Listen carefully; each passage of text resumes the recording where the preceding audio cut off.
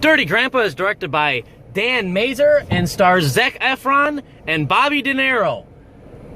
The basic plot of the film is Zac Efron is about to marry an uptight girl, and Robert De Niro's character is his grandfather, and he wants to take him out on one last crazy road trip type deal because his wife just died and he wants to live it up again.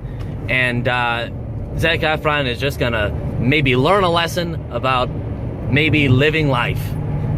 Now here's the deal with this movie. It's called Dirty Grandpa, and it delivers on that promise of being a pretty dirty movie. It's directed by the same guy that brought you movies such as Bruno and Borat, which, if you know anything about those movies, is that they're pretty vulgar and pretty dirty for themselves. But here's the difference between those movies and this movie is that in those movies, the dirtiness was, I don't want to say that it was necessary, but it fit the story a lot easier, more well than this movie. This movie, I felt, was just being dirty in so many parts just to be dirty.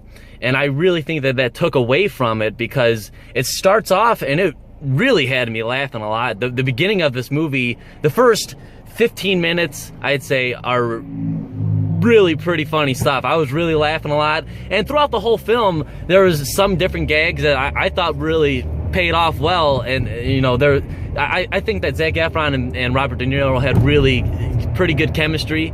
And they're both such great actors. Obviously, Robert De Niro is an amazing actor, and Zac Efron is up and coming, and I think he's just a fine actor as well. And their chemistry was great. But the problem with the movie is that it overdoes it with the dirtiness, and it makes it just too vulgar, and it becomes uncomfortable, and it becomes unfunny because it's just pushing the dirtiness at you instead of sticking with the story. Now, here's the thing, is Robert De Niro's almost playing the same character that he played in the last movie he was in, which was The Intern.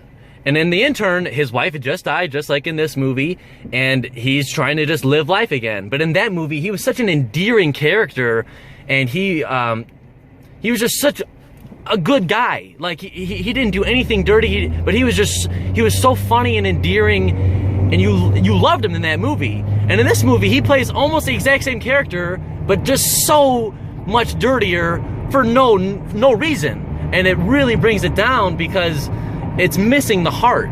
The movie does not have the heart that it should. And if it just had that heart and it just left out some of the dirty jokes, I think it could have been a much better movie. And the other thing with the movie is that it lacks its pace. There was a lot of energy in the beginning, and it kind of lost it along the way. And it really, it had a good flow going, and then it would lose it, and it would get back on track, and then it would get back off track.